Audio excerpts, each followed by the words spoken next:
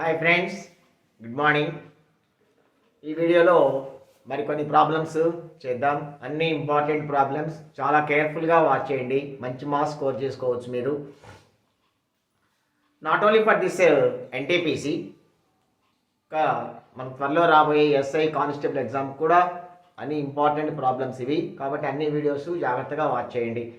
Okay, ఈరోజు ఈ problem ఏంటంటే, ఒక పంచభుజిలోని అంతర కోణాల మొత్తం ఎంత? ఒక పంచభుజిలోని, పంచభుజి అంటే 5 భుజాలు, ఈ 5 భుజాలు ఉండే దాన్ని మనం పంచభుజి అంటాం.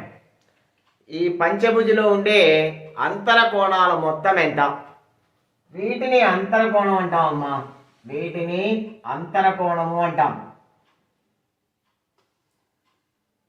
పంచభుజిలో ఉండే ఒక్కొక్క అంతర కోణం విలువ ఎంత అంటాడు. మనకి యాక్చువల్గా చిన్న ప్రిన్సిపల్ ఉంది, జస్ట్ ఒక 2 సెకండ్స్ ప్రాబ్లం ఇది. ఇన్ఫ్యాక్ట్ అండ్ దీని గురించి ఒక 2 విషయాలు అటు ఇటుగా కూడా చెప్తా నేను. ఫస్ట్ ఈ ప్రాబ్లంకి వస్తే, ఏ బహుభుజైనా సరే బహుభుజిలోని అంతర కోణాల మొత్తానికి సూత్రం 2n - 4 × 90. 2n - 4 × 90 డిగ్రీలు. n అన్నది ఇక్కడ భుజాల సంఖ్య. ఏదైనా ఒక బహుభుజి తీసుకుంటే ఆ బహుభుజిలోని అంతర కోణాల మొత్తం ఆల్రెడీ నేను ఒక వీడియో చేస్తున్నాను దీని గురించి. మీరు ఆ వీడియో, పాత వీడియో కూడా ఒకసారి రెఫర్ చేసుకోండి. చాలా విషయాలు చాలా డీటెయిల్గా చెప్పడం జరిగింది. ఇప్పుడు ఈ ప్రాబ్లం దృష్ట్యా మాట్లాడుతున్నాను. అంతర కోణాల మొత్తము is equal to 2n - 4 × 90 degrees. 2n - 4 × 90 degrees into ఇక్కడ 2n - 4 × 90. n అన్నది భుజాల సంఖ్య. ఇక్కడ 2 5లు 10, ఇక్కడ పంచభుజి కాబట్టి 5 భుజాలు.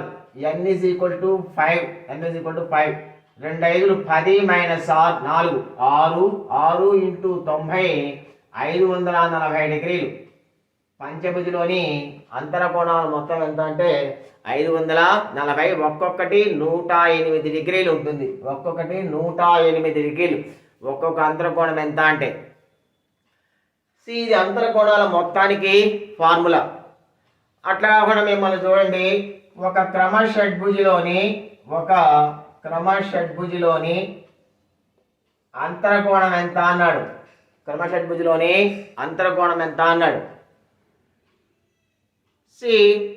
అంతర కోణాల మొత్తాన్ని మీరు భుజాల సంఖ్యతో భాగించినా వస్తుంది. 2 రకాలుగా చేయొచ్చు. ఒక్కొక్క అంతర కోణం విలువ ఎంత అన్నాడు. అంతర కోణాల మొత్తం ఎంత? 2n - 4 × 90 డిగ్రీస్ బై భుజాల సంఖ్య చేత భాగిస్తే మీకు ఒక్కొక్క అంతర కోణం విలువ వస్తుంది. ఇదిగోండి, 2 6 12 - 4. 2 6 12 - 4 8. 8 × 90 బై 6. 6 17 90. 15 8 120 డిగ్రీలు. సో ఒక్కొక్క అంతర కోణం విలువ ఎంత అంటే 120 డిగ్రీలు. మొత్తానికి ఫార్ములా ఇది. అంతర కోణాల మొత్తం ఎంత అంటే 2n - 4 × 90 చేయండి. ఒక్కొక్క అంతర కోణం ఎంత అంటే మీరు n చేత భాగిస్తే ఒక్కొక్క అంతర కోణం విలువ వస్తుంది. ఇక్కడ కూడా పంచభుజిలో అంతర కోణం ఎంత అంటే 540ని 5తో భాగించండి. 5 108. ఇక్కడ ఒక్కొక్క అంతర కోణం విలువ ఎంత అంటే 108 డిగ్రీలు. 5 108 540, 6 120 720. సో ఆ రకంగా అంతర కోణం కనుక్కోండి. బాహ్య కోణం కనుక్కోండి అంటే దీన్ని చూద్దాం. ఒక్క నిమిషం.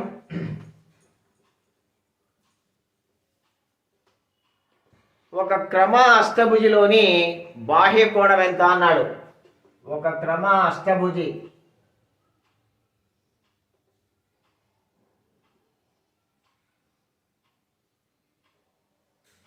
వన్ టూ త్రీ 4 5 6 7 ఇంకోటి రావాలి.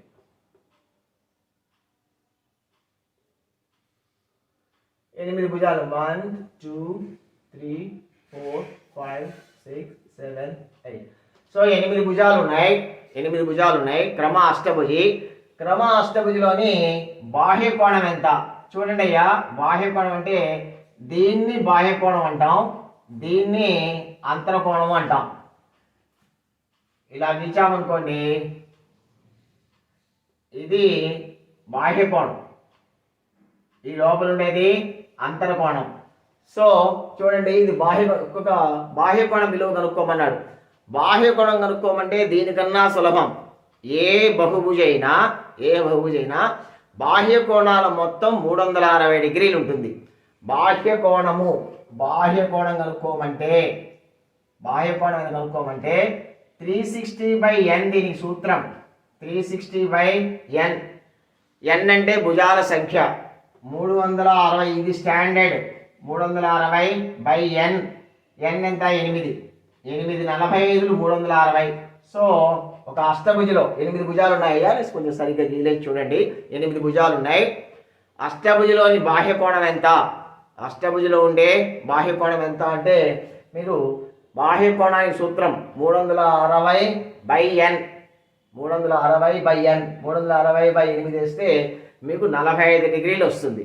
45 డిగ్రీలు సులభంగా చేసుకోవచ్చు. 360ని 8తో భాగిస్తున్నాం. 360ని భుజాల సంఖ్యతో భాగిస్తే మీకు బాహ్య కోణం వస్తుంది. అంతరకోణం కనుక్కోమన్నాడు అనుకోండి, మీరు ఇక్కడే చేసేయచ్చు. అంతరకోణం, బాహ్య కోణం, అంతరకోణం వరుసగా ఎంత అంటాడు. బాహ్య కోణము ప్లస్ అంతరకోణము కలిపి ఎప్పుడు 180 డిగ్రీలు ఉంటుంది. సో ఈ బాహ్య కోణాన్ని 180లో నుంచి బాహ్య కోణాన్ని తీసేస్తే మీకు అంతరకోణం కూడా వస్తుంది. అంతరకోణము ఈజ్ ఈక్వల్ టు బాహ్య కోణం. 180 డిగ్రీల నుంచి బాహ్య కోణాన్ని తీసేస్తే మీకు అంతరకోణం వస్తుంది. సో క్రమ అష్టభుజిలో బాహ్య కోణం 135 డిగ్రీలు, అంతరకోణం బాహ్య కోణం 45 డిగ్రీలు, అంతరకోణం 135 డిగ్రీలు. ఓకే, గుర్తుంది కదమ్మా. బాహ్య కోణము అంతరకోణం కనుక్కోమంటే ఫస్ట్ బాహ్య కోణాన్ని కనుక్కోండి. బాహ్య కోణం ఎట్ట వస్తుంది? 360°/n. 360ని భుజాల సంఖ్యతో భాగించండి. 360ని భుజాల సంఖ్యతో భాగిస్తే మీకు బాహ్య కోణం వస్తుంది. ఇదిగోండి, 360ని భుజాల సంఖ్యతో భాగించాను, బాహ్య కోణం వచ్చింది. ఇది బాహ్య కోణం. 180లో నుంచి బాహ్య కోణాన్ని తీసేయండి, అంతరకోణం వస్తుంది. 180లో నుంచి బాహ్య కోణాన్ని తీసేస్తే అంతరకోణం వస్తుంది. సో విడివిడిగా బాహ్య కోణము అంతరకోణం కనుక్కోమంటే ఈ రకంగా చేయడం సులభంగా ఉంటుంది. ఇట్లా చెప్పాను కదా. అంతరకోణాలు మొత్తం ఎంత, బాహ్య కోణాలు మొత్తం ఎంత అంటే 2n - 4 × 90. ఇదోటి గుర్తుపెట్టుకోండి. మూడో విషయం ఏంటంటే అంతరకోణము ప్లస్ బాహ్య కోణము కలిపి ఎప్పుడు ఎంత ఉంటాయి? ఎప్పుడు 180 డిగ్రీలు. అది ఏ బహుభుజైనా సరే ఒక బహుభుజిలో ఉండే బాహ్య కోణము ప్లస్ అంతరకోణము ఈజ్ ఈక్వల్ టు ఎంత అంటాడు? 180 డిగ్రీలు.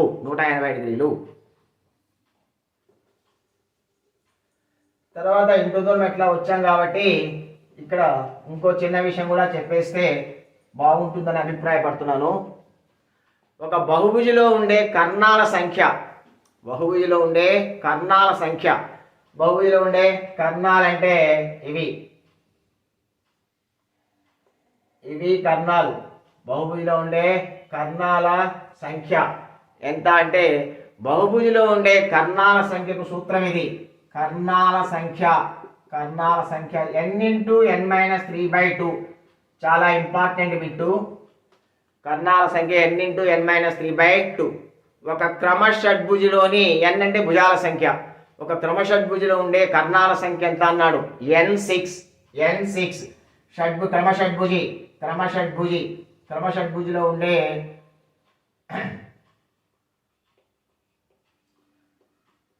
6 × 6 - 3 3/2. 6 3 18/2 9. సో క్రమ షడ్భుజిలో ఉండే కర్ణాల సంఖ్య ఎంత అంటే 9. ఒక బహుభుజిలో 10 భుజాలు ఉన్నాయి. అంటే దశభుజి, డెకాగన్. దశభుజిలో ఉండే కర్ణాల సంఖ్య ఎంత అన్నాడు? కర్ణాల సంఖ్య సూత్రం ఏందయ్యా? n into n minus 3/2, n విలువ 10, 10 ఇంటూ 10 మైనస్ 3, 7/2, 2 1 2 5, 5 35. సో ఒక దశభుజి అంటే ఒక పంచభుజిలో ఒక బహుభుజిలో 10 భుజాలు ఉన్నాయట, అంటే n10. సో కర్ణాల సంఖ్య ఎంత అంటే 10 ఇంటూ 10 మైనస్ 3, 7/2, 70/2, 35 కర్ణాల సంఖ్య. సో కర్ణాల సంఖ్య కూడా చాలా important. n into n minus 3/2, n భుజాల సంఖ్య.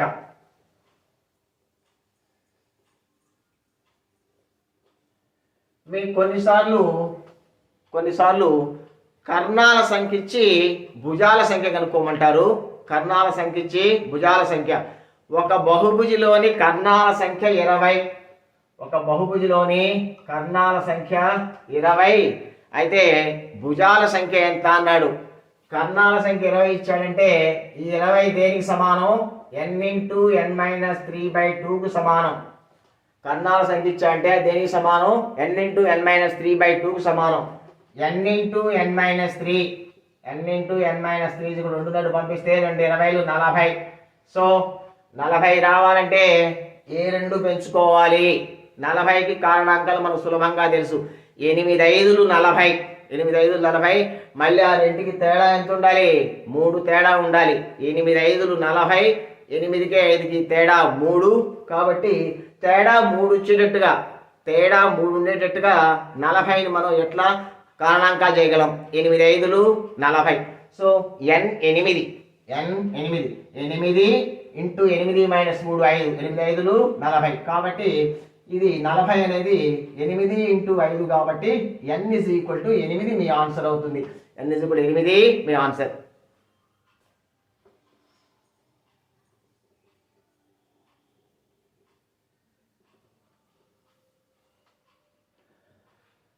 సో ఓకే ఫ్రెండ్స్, నెక్స్ట్ వీడియోలో మనం మరికొన్ని ప్రాబ్లమ్స్ డిస్కస్ చేద్దాం. Have a nice day. Thank you.